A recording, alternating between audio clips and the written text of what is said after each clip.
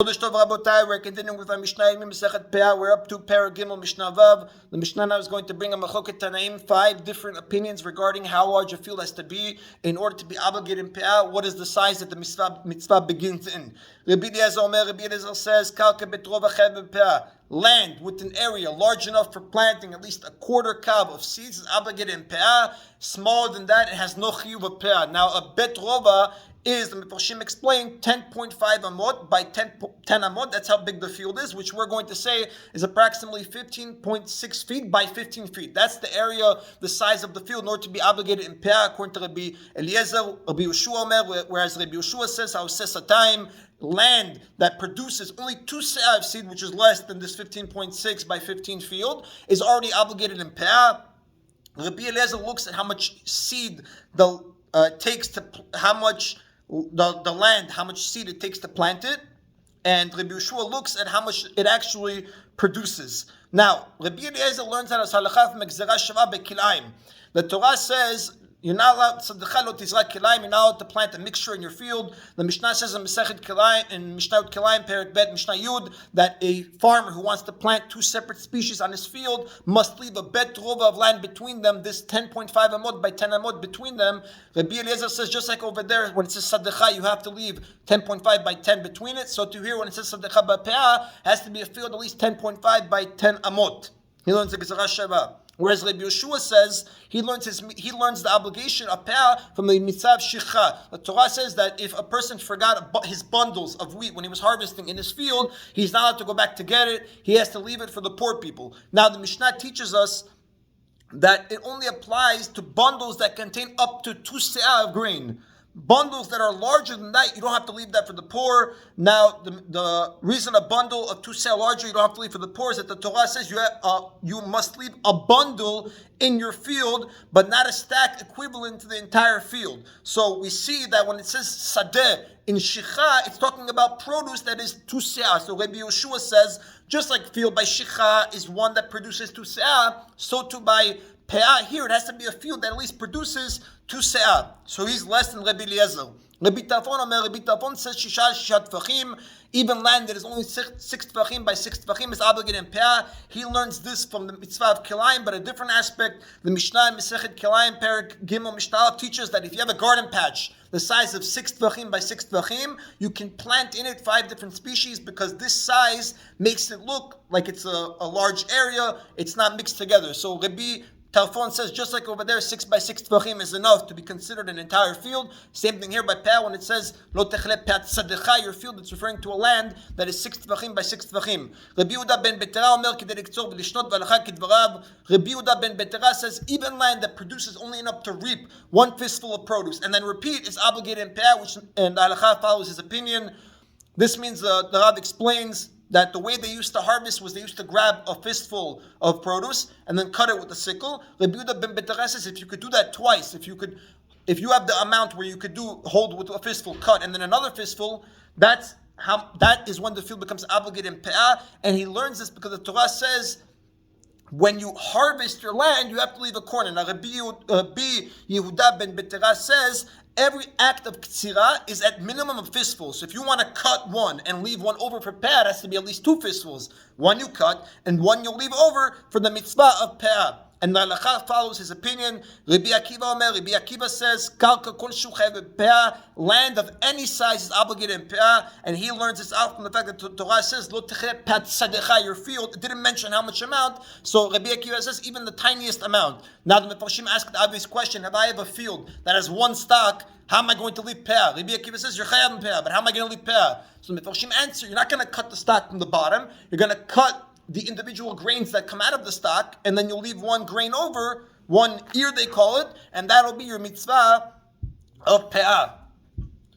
The Mishnah continues, ובביקורים, ולכתוב עליה פרוסבול, ולקנות עמה נכסים שאינם אחריות בכסף ושטר בחזקה. Rabbi Akiva is going to give a list of things where a kalka, konshu, even a little bit of land helps you. So number 1, it helps you by the mitzvah of Peah, it becomes obligated in Peah. Number 2, in bikurim. Now bikurim, we know that a farmer in Eretz Yisrael who has any of the 7 species that Eretz Yisrael was praised, which is wheat, barley, grapes, figs, pomegranates, olives, and dates, if they grow on his land, he has to bring the first fruits to the Bet Mikdash every year. Now the Mishnah here says, according to Rabbi Akiva, even the smallest amount of land obligates the farmer to bring bikurim from what grows on it, since the Torah says, Reshit bikurim admatecha, your land, the first fruits of your land, which implies even the smallest amount of land. The Rav writes this only applies to bikurim from wheat and barley, one stock which can grow from the smallest piece of land. You have to bring bikurim. However, by the tree fruits, which is grapes, figs, pomegranates, olives, and dates, the farmer not only has to own the tree, but also the land 16 amot radius by the tree, which is the area the tree needs for the nourishment. So Rabbi Akiva says it's enough, a little bit of land is enough already to bring wheat and barley for bikurim. What is a pruzbul, Rabotai? We know that when the Shemitah year comes, when the 7th year comes, not only you're not allowed to work your land, but any loan that you have any loan that a person owes you is forgiven. You cannot collect that loan. Now, Hilal Zaken saw that people stopped lending money out because now it's the 6th year, it's the 5th year. A guy comes to borrow money from me. I know that in 2 years he's not going to have to pay me anymore, so I don't want to give him. Therefore, Hilal Zaken made a decree that you could write up a contract, a pruzbul. Now you give that to the court, and it's as if the loan is given over to the court, and the court can collect it even when Shemitah comes. Now, pruzbul only works if the borrower he owns a piece of land, because now when you give it to the court, it's as if the court already owns that piece of land. So if he doesn't pay you, they can give you over that land. It's mortgaged to the loan before Shemitah. Now, the Rabbi Akiva says even if this borrower owns the tiniest piece of land, the pruzbul can take effect. Why? Because the Rab says there's no ona'ah by land. There's no law of price inflation. So even if the smallest amount of land can theoretically be priced at the value of the loan. So Rabbi Akiva says, in order to write a pruzbul where you have to have land, the borrower has to have land, even the smallest amount of land that he owns is good enough. And to purchase nechasim shenem achayut, which will explain what that is. B'kesef b'shtal b'chazaka. Rabotai, Kesef shenem achayut literally means property. Nechasim shenem achayut means property that has no responsibility. Meaning, a lot of times you'll have, I borrow $100 from somebody and I have land at home. If I sold that land after my loan and I defaulted, the one who lent me the money can go and grab that piece of land that I already sold, because that land was mortgaged to my loan immediately when I borrowed the money. This does not apply to metalton, to movable items like a car, a fridge, a pen. Why? Because these items can be hidden, they can be moved. Therefore, it cannot be mortgaged since it's not a reliable way. Therefore, the Mishnah calls them nechasim she'enam achayut, movable objects that have no responsibility. Rabbi Akiva says, we know that the Gemara Masechet Kiddushin tells us if you want to acquire movable items like a car, a pen, you need to do a kinyan, which mishicha, pull, etc. If you want to acquire land, you can do kesef shtar chazaka. You could pay for it with money. You can write over a deed, or you can fence it, make a chazaka. These do not work, however, for movable items. If I want to buy a car, the fact that I gave money, wrote a document, or had a chazaka does not acquire me the car. I actually have to drive it a while. It's as if I pull it. However, the Mishnah in Kiddushin tells us if you sell some land and with it these car nechasim she'enam achayut, you can do it through kesef shtar and chazaka. So Rabbi Akiva says if I sell a car, even though money doesn't work in that case, but if I attach even the smallest amount of land, now money will work because it's really going on the land and the car goes with it. That is the end, Rabotai, of Mishnah Vav. Mishnah Zayin continues now what Rabbi Akiva was talking about, that any amount of land is good enough for Peah, Bikurim, Pruzbul. The Mishnah is going to continue listing things which any amount of land is enough. Hakotev nechasav shchid mera.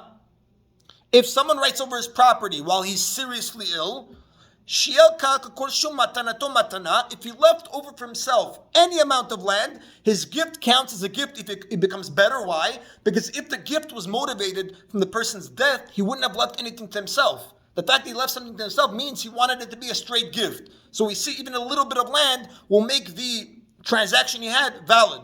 Lo shir karka kol shu. If he did not leave any land over himself, in matanato matana, then his gift is not valid, because we see from the fact that he left himself nothing, he thought he was going to die. So when he recovers, it shows that his gift was made in error, so it's void. Another law, hakutev nechasab lebanav v'katav liishto karka kol shu. If someone who's very sick writes his property over to his sons, and he writes over to his wife any amount of land, and she doesn't argue that it's not enough for her ketubah, ibda ketubata, she loses her ketubah. Now let's explain what's happening. A woman, when she gets married, her husband automatically mortgages his property to pay her ketubah, which is about 200 zuz if she's a virgin, and ammaneh if she's not. So let's say right now this husband was dying and he's writing a will to all of his sons and he includes his wife. He says, I'm giving you 10 zuz worth of land. He owes her another 190. So now, if she does not protest and say, oh, you owe me another 190, we assume she forgave. Even if he gave her the smallest amount of land, if she doesn't protest, we assume she forgave the rest of the ketubah. So the Mishnah says, Ibda ketubata, she loses it out. Rabbi Yossi says, it goes even further. Im kibla leha, ava bishlo katabla. Even if the husband just told her, I'm going to include you with the sons in the will, and he didn't actually write it, he just told her, and she didn't protest, Ibda ketubata, she loses her ketubah. The halakha does not follow Rabbi Yossi. That is the end of today's Mishna Yomi, Rabotai, Baruch Adonai, L'olam, Amen, V'Amen.